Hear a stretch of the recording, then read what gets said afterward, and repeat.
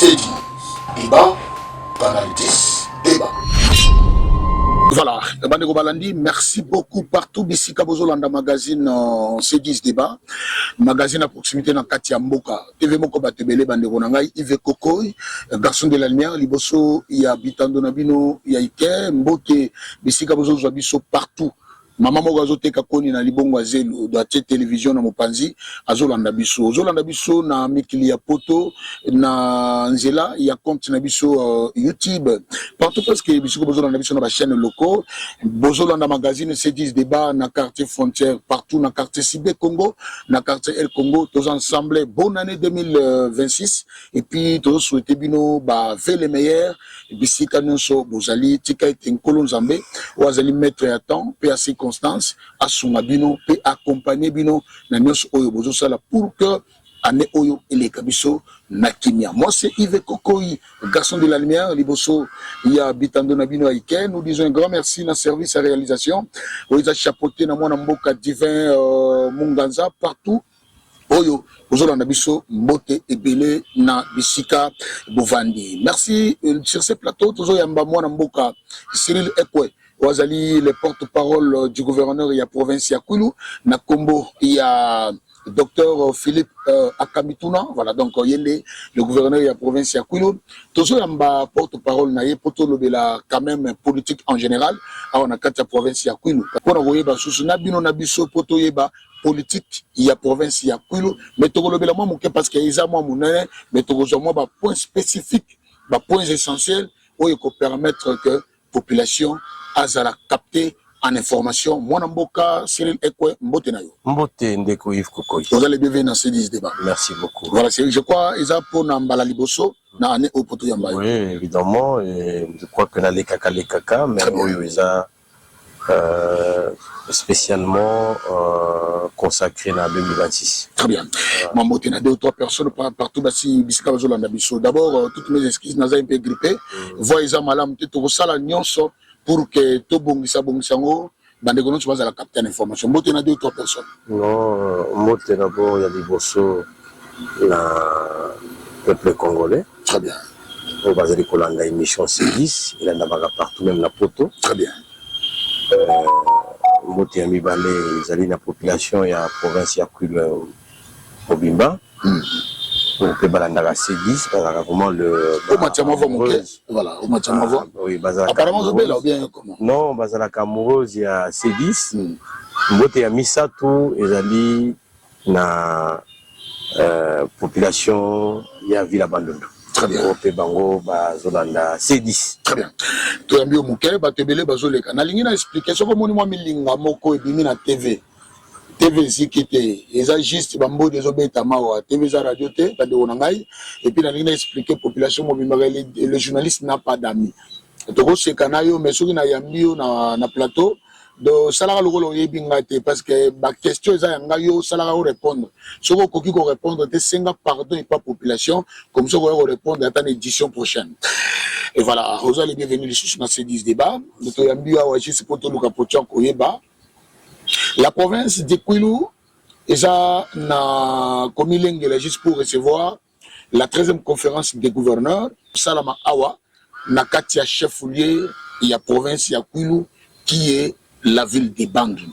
Mais tout ça na posa to yamba pe to luka ki mo mingi décembre na mobimba après annonce aéroport mais to ko juste après ba fête parce que moi réseau zalaki pe ba santé zalaki pe na malamu te mais le lot juillet.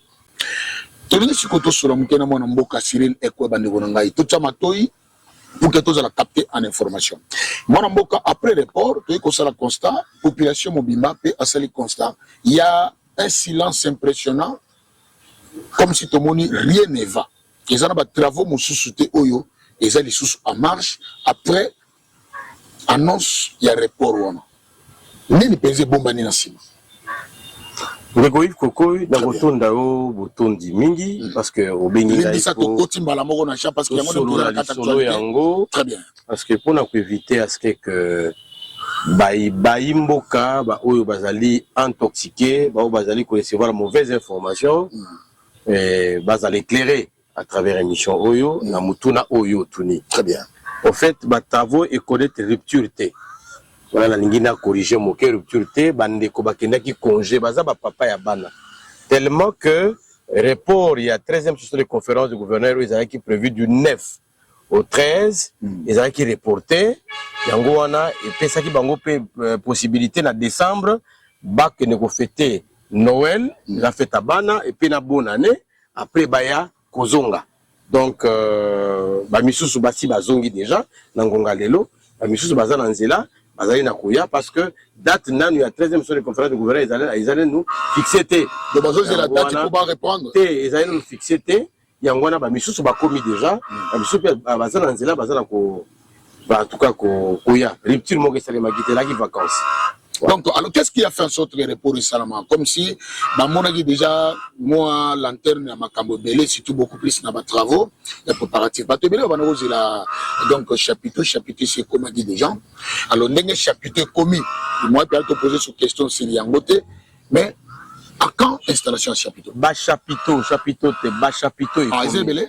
Ba chapiteau mibale moko oyo ko hérité salle il y a fait pour ba conférencier moko mususu ko la restaurant bisika ba invité ba kolia très bien donc ça veut dire au pluriel ba chapiteau c'est comment déjà mais apparemment climatisation ezali ba clim nyonso ezali ba kiti nyonso comment ba mbetu et comment ba mousse et comment ba lampadaire et comment ba tapis et comment ba pelouse et comment ba mwinda et comment ba peinture et comment nyonso to banaki ko luka esi et comment nango nyonso alors zo zelane awa ba non congé c'est sili bande voici ba zongi ceux qui oye na grande salle ya Maison Blanche au commun a déjà que ba plafond basi ba bandi ko sala misala na bango misala bango réhabilitation à salle il y a salle de réunion il y a bureau il y a moko gouverneur ba bureau sur Maison Blanche bazala ko sala siko ya déjà entreprise wana ezala ko sala déjà misala wana oyo pe oyo sengeli ke ba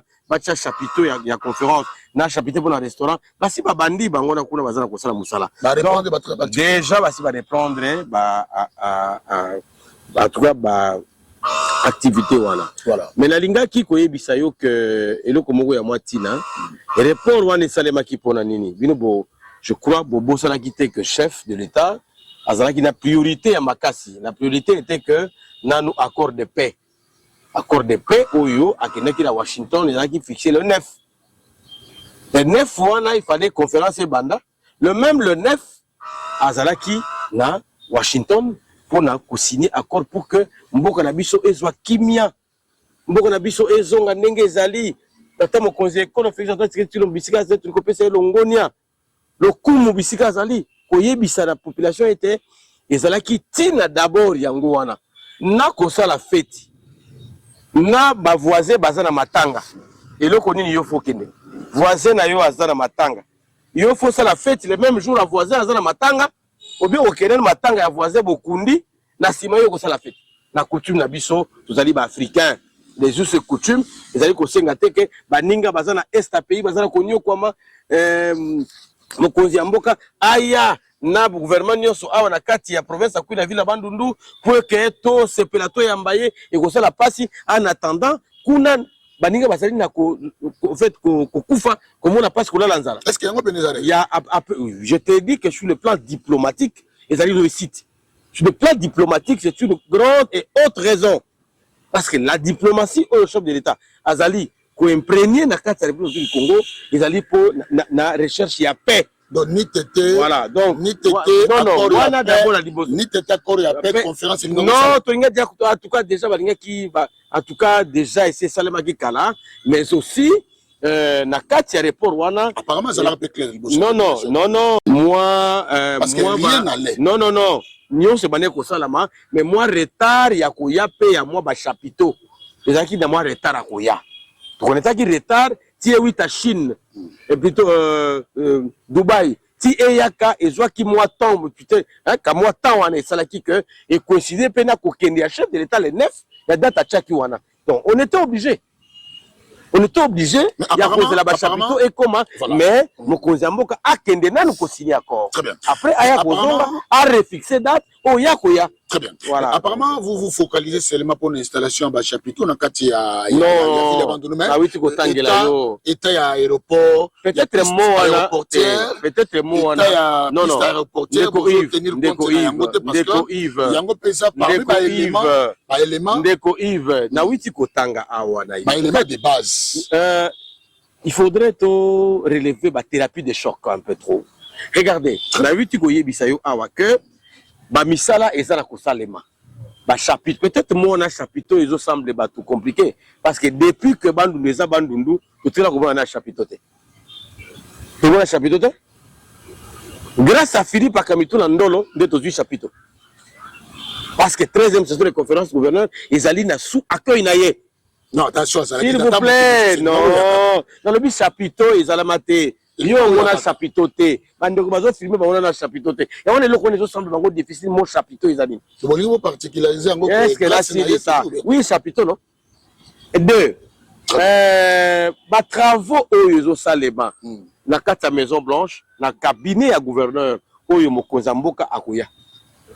Ils allaient bah travaux, pour un niveau de chapiteau. Soit qui plan A et B, et bah ça rappelle la plan B. Alors, gouverneur se prévoit.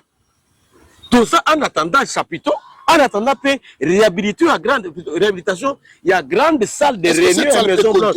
Ça peut contenir toutes ces personnes. Est-ce que, s'il vous plaît, 26 gouverneurs, très bien, 26 présidents d'assemblée, il y a l'assemblée provinciale. Na quelques ministres sectoriels. Comment sentir quelques députés non, aussi? Non.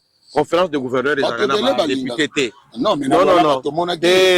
Conférence de gouverneurs na quatre ça la conférence, ba député bazalakate, ba ministre provinciaux pe, non, ils ont événement au président Yasté.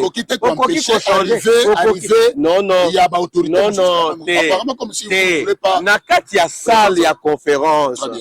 Ba député na ministre provinciaux ba kokota te. Ils allaient simplement le président de l'Assemblée provinciale. Nous avons représenté les députés qui sont dans la salle. Donc, ceux qui ont calculé, donc, comme déjà dans la centaine, il y a quelques ministres sectoriels, donc la ministre nationale. Ça veut dire que ceux qui sont bien, salle ouana, ils allaient salle de fête, ils vont contenir 400 personnes. La salle ouana 400 personnes. Alors, mais bien, nombre d'invités, non, climatisation, clim, barido kitoko, ça les a kitoko, goût. C'est-à-dire, déjà, c'est pas dans Los Angeles ou bien dans la Fribourg. Donc, ça veut dire, il y a 100 et quelques personnes, ça, qui contenir, conférence et salami. Après conférence, et conseil des ministres en itinérance, donc, ceux qui plan A à chapiteau, ils allaient un peu dans mon état, plan B, ils allaient ça, donc, vous allez vous préparer pour la non, déjà, les travaux, ils apparemment, comme si politique est contenu d'annoncer pour annuler tout ce qui est comme tenu à 13e conférence. Politique, ils allaient, politique qui est axée sur les résultats. Très bien. Politique, ils allaient, que ça, la gouvernance, c'est malamou. Pour que 13e session de conférence et Salema. On est à politique et côté la Katiangoa. Mais la vérité politique ni Yozo Lobela. Malgré votre tenue. Non, politique ni Yozo Lobela. Nazo combat. Non, rivalité, ils allaient entre les villes. Nanani. Vous êtes au courant. La constitution est claire que la 13e session de plutôt les conférences du gouverneur se tiennent na Katiaba chef-lieu yaba. Alors comment vous gérez les deux villes? Parce que comme si les politiciens des deux villes ne sont pas dans les mêmes diapasons. Non. Comment vous les gérez? Dans le gouvernement Philippe Akamitou Ndolo, il y a des fils de Kikwit, il y a des fils de Gungu, il y a des fils de Bulungu, il y a des fils de Massimanimba qui sont tous vers la ville de Kikwit. Parce que là-bas, on dit que le gouverneur ne se donne non, c'est un fédérateur, j'étais rassemblé. Au chef-lieu. Là-bas, nous soit nommé dans 4 gouvernements, ils ont fonctionné. Ils ont 5 territoires, 2 villes, dans le secteur, nous sommes représentés. Donc, c'est un fédérateur. Je rappelle très bien que tu as mis mon amboka Cyril Ekwe. Voilà, donc le porte-parole du gouverneur et la province. Nous rappelé très bien que c'est votre magazine à vous tous, ces 10 débats, tous ensemble, et toujours le cas partout. Donc, magazine, Mogosoro, les Kiawa, il faut bien, ça bilo, les Libomo. Tout pour découvrir tout ce qui est caché dans Katia ventre pour que tu capter en information. Alors, Comme à niveau pour la réhabilitation de la piste aéroportière et aéroport national des Bandoubrines. Parce que apparemment, marché Zalaki n'a office de route. Pourquoi on a beaucoup de marché dans office de route pendant que vous avez dit que l'office est dans la matérialité? Non, il faut... Tout ça pour étouffer, toujours tenir 13e conférence. Non, il faudrait retenir que partout, ils allaient office de route, parce qu'ils allaient à entreprise de l'État. Parce que qu'on a bangé, s'il vous plaît, entreprise de l'État. En matière, il y a des infrastructures, nous sommes office de route. Très bien. Mais à l'entreprise, il y a sous-traitance. Mais l'État collabore d'abord dans le service de Moko, à Pessi Bango marché. Alors, ceux qui vont sous-traiter, mais l'État passe par le respect des textes légaux et réglementaires. Ça, c'est clair. Yami Balé, il faut que office de route, il faut ça la bossalawana. Mais tu faut comprendre que office de route, azana moi retard mouké y a arrivé y a matériel là. Parce que est-ce que bazanango Ezali mais non Ezali mais il ne faut pas le dire parce que vous êtes à la télé non, mais quand même tout le monde le sait. Office de route azana bangin, azana matériel. Mais Eza Moussika, Eza la ville bande de Penzate. Moi, quelques 2-3 ans, la ville mais Eza moi Moussika. Le temps que Eyaka et comme Kanzere Zamaramote, c'est comme ça que totali, tant on a timing au PSAT, alors comme société, Eza Pemeni, Eza matériel sur place, tu as recruté Bango. En fait, en tout cas, tu as dit, bah non, respectueusement dans le texte réglementaire, tu peux ces entreprises, dans une semaine, 2 semaines, et Eza aussi là. Très bien, donc réhabiliter l'aéroport, on a construit l'aéroport, il y a 2 mots différents. Très bien. Peut-être que ton aéroport a cicaté. Non, l'aéroport c'est que réhabiliter. C'est-à-dire que Bongisa Bisika, Fourlimo Mouké, Baché Mwinda, Baché Moi, Bisika Maboulou Ezali, Bazipi. Donc, il y a réhabilitation. Ezali, et là, comme vous Bakenango, en tout cas, ma cité. Mais est-ce que vous ne sentez pas que vous avez une vague Morobo et vous avez une fléau Morobo et Bagouana Ezali, Bagote, Ozambangote, Kokenepe Mangote, Ozambangote. Non, déjà, on a comprendre. On pose question, c'est la question. Ok, Ezali. Naïbsa bien que Nazo Yambaye, ou est-ce cours de grand. Ok, oui. Yambio, ils ont cours de grand. Oui, Naïbi. Soko le Kiawa, ils battent belé, parce qu'ils sont satisfaits. Ok. Parce que Baïbi, vous allez bosser. Très bien. Nazo rappelé très bien, il faut serrer ma ceinture mouké. Namoni wana donc divin azo seka mouké. Tous ensemble la population belé bazolanda biso. Soko sentiment milinga na lobi bien que TV zikité. Lukaka moi elamba mai pambusaka na sima eza bambodi oizobima. Gouverneur de la province ayaki na vitesse subitement commis ba visite bandi. Pour a commis na Pwambuza, pour a commis boy, pour a sali boy. Mais apparemment comme si moi recul mogoye bandi kokota déjà na Katanani. Qu'est-ce que vous faites? Qu'est-ce que vous avez déjà fait? Bon, je crois que non, je crois le que gouverneur est déjà en place. Question on a répondre à on a début. Nous répondons. Ça veut dire Nini, je peux encore récapituler. Voulez-vous focaliser sur la 13e conférence du gouvernement? Vous avez pour ça toi bisayo makambu ya 13e session de congrès du gouverneur ou tout ça kosala ou bien ba réalisation il y a qu'est-ce que vous avez déjà fait? Parce que pour la 13e session de conférence ou bien pour 13e session de conférence financement essayé déjà.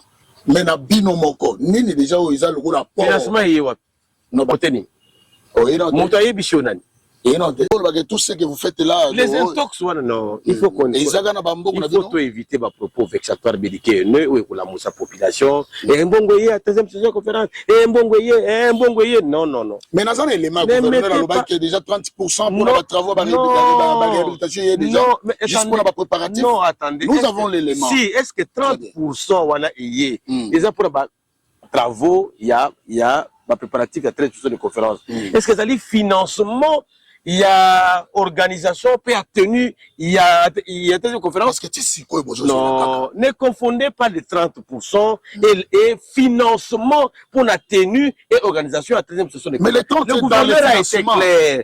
Le gouverneur les 30% dans le financement. Non, faire distinguo, voilà. Lorsqu'on vous finance, très bien. On vous finance pour pour toute la cérémonie. Dans 100%, non? Pour toute l'activité. Alors, ça, quand c'est on donne les déjà la financements. compte des 30%, c'est toujours dans les financements, mais c'est... Non, attendez. Très bien. Ça va tout que va financer 13e surtout les confrères de gouvernement. Il est ça du locaux. Wana et loko wana zo lingate. Parce que ça peut bongoté. Alors, le financement était dit à quoi? Non, c'est-à-dire que lorsque on donne les 30%, très bien. Ça veut dire qu'on vous donne un coup de pouce. Parce que si les travaux coûtent 100%, très bien. Pensez-vous réellement que vous allez réussir avec les 30%? Alors, dis-moi, 70% les avons. Non, on sont sérieux. 100% à travaux. Mais aujourd'hui, 30%. Est-ce qu'on va atteindre les résultats? Donc, c'est-à-dire que 70%, grande partie coûte tout. Il y a un abisso. Il fallait qu'on discuter sur 70%, mais discuter sur 30%. Donc, vous attendez toujours? La province a déjà fait un grand pas au Yébi. On a fait un grand pas. Autant de témoins. Non, au Yébi parce que donc, a déjà fait. Non, la province a déjà pas mon néné. Très bien. Pour accueillir la 13e sorte de conférence de gouverneur. Sur tous les plans possibles. Au monde déjà. Mais, ceux qui te tiennent à 100%, est-ce que réellement, tu vas te contenter quand on a 30%? Et bon, c'est 30%, ils ont. Koyebi Sabatouté, qui va financer 13e session de conférence de gouverneur pour l'organisation et puis tout ça. Non. Langage Wonande, Nazo Lingangote, Tozo Lingangote. Les 30%, ils allaient financement total de la 13e session de conférence de gouverneur. Ce qui était beaucoup découragé, il fallait payer sa mbongo. Toba Sunga 70, on est ticalé pour le bado, si va financer ça. Alors, beaucoup de gouverneur, si va payer mbongo, aller mbongo, si va payer des gens pour la 13e session de conférence, tout le monde est l'autre côté, si va financer ça. C'est tout ce que nous ne voulons pas. Vous créez une population intox. En fait, sur base des propos vexatoires, Bériquet est né, et puis, comme le gouverneur des provinces, là, ça ne va pas. Non, ça, c'est les fonds propres du gouvernement provincial. Ah bon? Oui. Là, vous l'affirmez? Je dis, ce sont des recettes locales. Les fonds propres du gouvernement provincial, ils sont mis dans deux chapiteaux. Fonds propres du gouvernement provincial. Ils sont mis 2 chapiteaux. Mais non, je dis, c'est ce que je te l'ai dit, non? Les Ambongo, il y a province, ils sont bien où? Yo, s'il vous plaît. Yo qui est 8 watts. Tous les cas. Yo qui est 8 watts, cadeau donc. Mais on a posé une question. Il a posé une question répondre. Très bien. Merci beaucoup. Tu rappelles très bien que c'est moi, Mboka Cyril, et que le porte-parole du gouverneur et la province. Donc, toujours un peu pour savoir ce qui se passe. Donc, la population a une obligation. Il y a une politique générale, il y a province où il y a Vendée. Voilà, donc la ville de Bandundu est une ville cosmopolite, donc une ville hospitalière, où c'est une ville qui reçoit presque tout le monde. Donc, Moutebele Sogaya Waza n'a lieu de repos, déjà lieu de refuge, coup de chapeau, n'a pas de sécurité, parce que nous sentons vraiment une sécurité totale à Katambuka Nabiso, il y a Bandundu. Dans les délégations du ministère intérieur, il y a ils allaient pour nini batobele ba comprendre peu mouké. Oui, ba qui kota la chiko ba état d'avancement ba travaux jusqu'à tout commis parce que c'est que tu n'as congé. Apparemment ba satisfait. Non, très satisfait. Ba toi ndenge bazongi très satisfait. Rapport à Birozana. Très satisfait. Pour ba wa liboso ba kenaki ba kina rapport parce que ils allaient 2% seulement. Activité OYO. Au biso de la 13e session de conférence du gouverneur ils allaient activité moko irréversible, c'est-à-dire éco changer. Éco lungwa pété, bah oui, pour annuler. Nous sommes très avant. Ils ont même félicité. Ils ont félicité. Nous sommes une province pas comme le Lualaba, pas comme le Tanganyika, pas comme le Congo central, pas comme le Haut-Katanga, pas comme. Mais bah félicité Bissot. Très bien.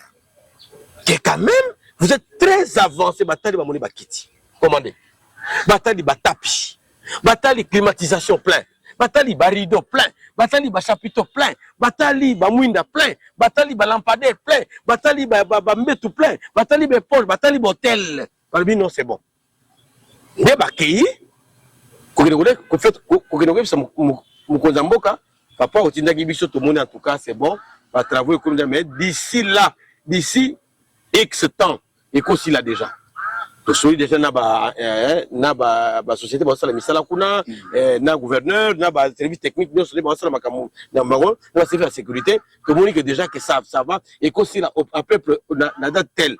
Donc ce qui koya to proposer que na date au kozala donc le président de la République a kozwa susu mokolo to na bientôt la bokoyo kango bientôt mokolo to na ye poto ba date bango bako la date n'est pas encore connue. Équipe baza satisfaite.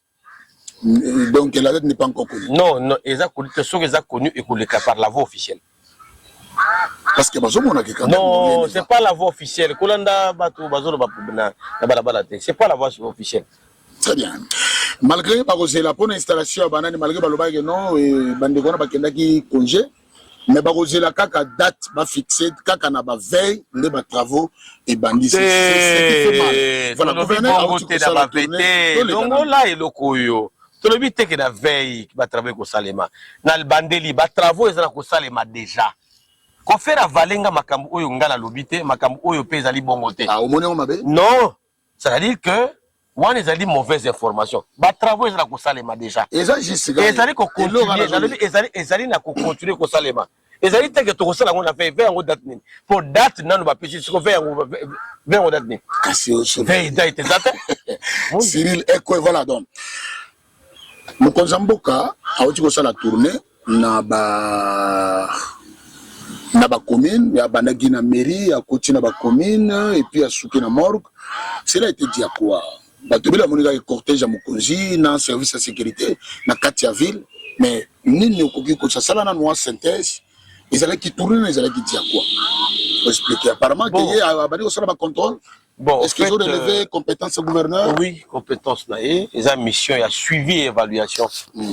Parce que bah ETD au Bazali. Pourquoi le faire maintenant? Non, oui, bah ETD au Bazali, bah ETD va accompagner à pouvoir plutôt province, entre autres bah commune, ça va? Bah commune, bah mairie, bango bah tout Bazali quoi accompagner gouvernement provincial, surtout la chef lui il y a banani, bangonde bah pesaka poids. Non, parce que pour que visibilité à un gouvernement est là. Apparemment, ils allaient qui visitent le règlement des comptes. Non, non, règlement des comptes, il n'y a rien qui existe entre la mairie et le gouvernement. Le gouvernement provincial, c'est le haut sommet. Yogoloba, par exemple. Parce que la mairie, ils allaient comme moi une parenthèse, mais l'objectif, ils allaient comme la mairie pour faire, ils allaient pour ça. Non, non, non, ça veut dire. C'est ça que disent les gens. Non, non, ça veut dire que vous avez suivi l'interview du gouverneur. Bozala qui vient bozala qui wana la population bozala qui wana n'a pas place sur le tambour bolandi déclaration gouverneur. Alors pourquoi l'UDPS? Alors non, moi je ne suis pas de l'UDPS, m'amène pas. L'UDPS n'est pas une institution, c'est un parti politique. Parce qu'apparemment visite à Mokonzi qui n'a pas la confusion. L'UDPS c'est le parti présidentiel, c'est le parti au pouvoir. L'UDPS ezali parti politique. Très bien. Oyo, ils allaient reconnaître un grand parti politique de la République, mais ils institution. Non, il ne faut pas que tu aies comme étant une institution. Ils allaient tali makambuya parti. Alors, besoin de prochaine alors, toujours les prochains le côté. Voilà. Et jusque là, peut-être que peut rapporter. Donc, je rapporté. Donc, il y a qui mission d'évaluation, non, suivi évaluation et travaux, parce que la 13e session de conférence, en fait, comment on a dit que embellissement ville Oyo, ils ont beaucoup de maire de la ville. Très bien. Donc, il y a qui qu'est-ce qui a été déjà fait? Et comment tu te prépares pour y avoir la ville là? Tu veux dire que tu as la bourgmestre, la commune, oui, la commune, la bino, ezali na bato. Mais na kata ba commune bino, comment vous organisez pour la koyamba ba o ba koya? Toyoki mais ne bito bourgmestre, toyoki so gazette azate adjoint toyoki totali il a présenté qu'est-ce qui a été déjà fait. Qu'est-ce qui reste à faire? Et ça a noté le gouverneur de province fait des recommandations. C'était une séance pédagogique. Donc tournement pédagogique. Non, c'était pédagogique. En fait, ça n'a rien à voir. Non, ça n'a rien à voir avec ma bébé. Ah, c'est bétamboli. Et puis, pourquoi kokende kaka après l'annonce ya mabe pour na côté à morgue parce que annoncer mabe na morgue apparemment. Oui, mais attendez, la vie humaine est ça. Nazana poso bimisa o zo bomba wana. Non, la vie humaine est ça prendre. Que dans morgue tout ça un problème, bien que morgue est géré par mairie. Très bien. Tout ça un problème, gouverneur de province abattre la kimia. Comment vous allez comprendre ça? Morgue est un problème. Et c'est là qu'il a non, et c'est là qu'il a un problème, il y a 2-3 jours moi moteur wana et tchaka Frayon. Non, milimo ya batatra ba mama na biso na kati kuna ezwa ki mwa kokoso. Comment voulez-vous que vraiment na vie ya mutu oyo ezali na kati respect ba wei baza kuna na kati que ezo sema na kati na chef lieu ya province gouverneur abattre la kibia akende kotala te nini ezoleka. Donc il sous pression ba député. Non, sous pression te. Ayebi problème par problème. Très bien. Le gouvernement Philippe Kamito na ndolo avani na mboko oyo. Aboti bana na mboko oyo. Bana batangi na mboko oyo. Asali mariage na mboko oyo. Asali musala na ye nyonso ya kimédecin tout ça. Ah on kata mboko. Ministre par 2 fois ah on kata mboko oyo. Directeur cabinet ya gouverneur na kata mboko gouverneur. Tu penses qu'il y a eu morgue te? Tu penses que ndeko na ye moko akufa kita za na kata morgue wana te? Tu crois vraiment ça? Ça mon payate?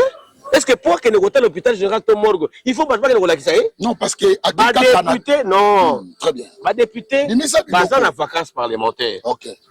Et puis si bangote que ba kende ko tambola parce que vacances c'est nini. Pour na bango bazo yoka ba déshydrater la population. Ni ezo kendelete awa, ni ezo kendele awa. Et là on ni ezali, et là on ni ezalité.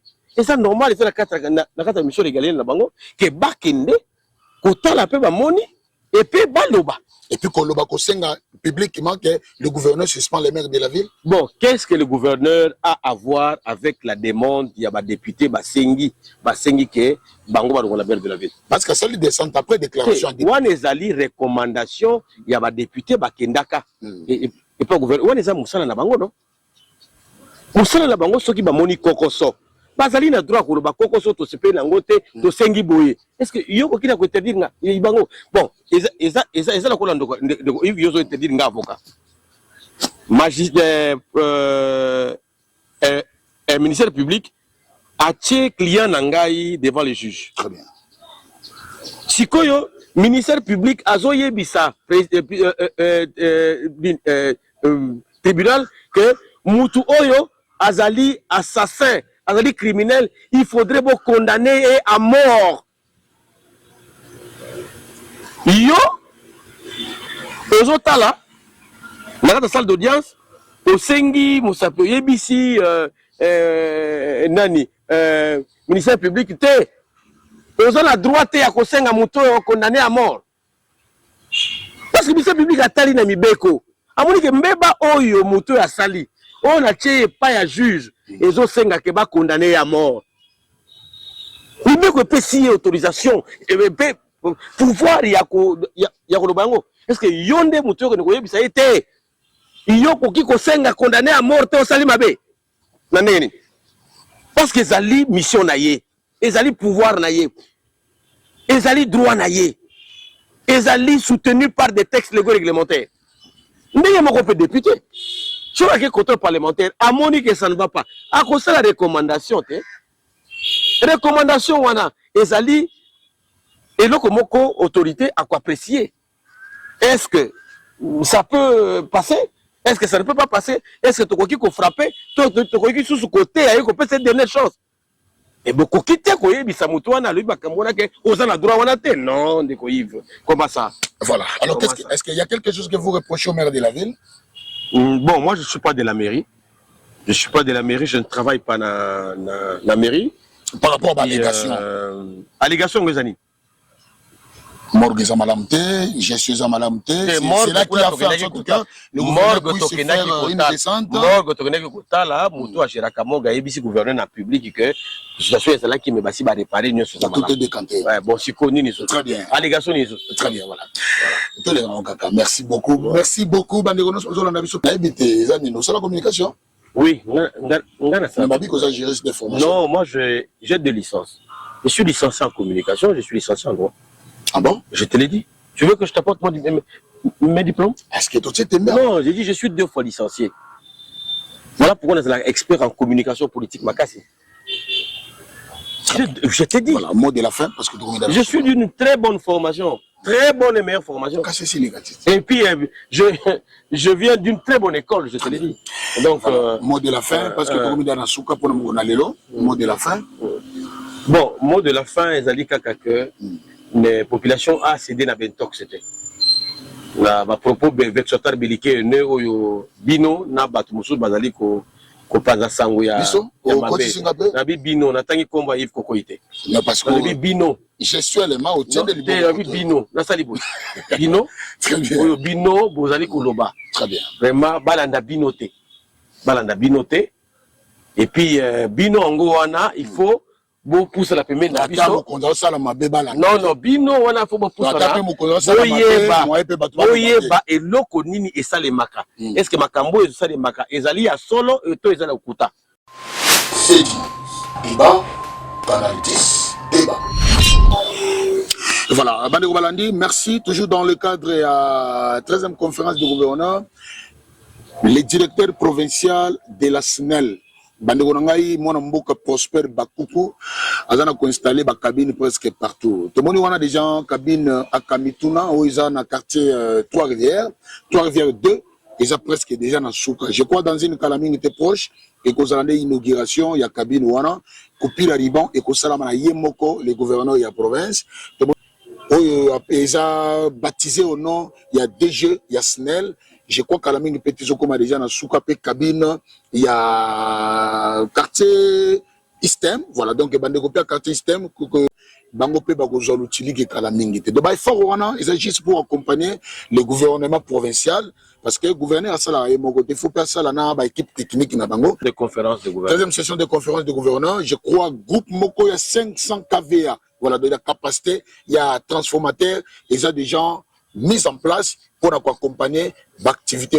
Il y a 13e session de conférence de gouverneurs. L'habité, ceux qui m'analysent au cours de la paix, à l'égard, il y a mon Mboka Prosper Bakouké, le directeur provincial de la SNEL. Non, mais je les salue d'abord en passant. C'est une plus grande personnalité que je connais et puis que je maîtrise très bien. Très bien. Il a des prouesses. Développement, ils ont Banzela, ils ont énergie. Très bien. Donc, énergie, ils ont sa force. Là-bas, entrepreneur, baya, ce qu'on appelle aujourd'hui, pour transformer, makambu oyo biso tozo sala. Donc, ce qui énergie, ils ont transformation paix et aux alades. Ça veut dire que c'est normal que sous la main de maître Philippe Akabitou Landolo, vision wana, il y a que tendre, il y a que tendre électricité à travers naba coin, naba recoin où il y a vu la bande nous dans les noirs, et ça l'a vraiment couvert na mwinda, ils allaient iloko moko oyo et tikala kosali maté photo pesango longonia. Ça veut dire que nous avons intérêt à accompagner directeur Prosper Bakuku. Nous avons intérêt à cause de la pembe naye. Nous avons intérêt à couper sa union au hier par preuve. On a qui même lampadaire au gouverneur de province à Sombaka. Pour na côté na venir Kwango faire tout ça. Au lieu qu'il y a Tchango, mais à Pessi Yango na SNEL. Très bien. Bino bo s'occuper d'ango. C'est une façon de il y a quoi accompagner bango. Donc c'est la vision il y a gouverneur de province pour que acha mwana nyonso ndaku na ndaku epela mwinda balabala na balabala eza na mwinda direction na direction eza na mwinda quartier na quartier eza na mwinda. Nous avons rappelé très bien que mwana mboka Clément Timpaka Ouazali directeur du département de distribution et il y a SNEL SA. Voilà, déjà regagné déjà pays. Après, donc, on a bien ambassadeur, donc ambassadeur de la paix. Voilà, donc, merci mon amour Clément Timpaka, le DDI. Voilà, donc, bon retour, na Katiambo Kanayo. Et puis, Batebele Bazana Ozelayo à bras ouverts. Et puis, bah, comment? Parce que aussi, on a aussi des gens qui écoutent, il faut qu'on ait la même groupe où ils ont na ville à Bandundu, même groupe où ils allons installer dans la ville de Kikout pour la 13e conférence de gouverneur.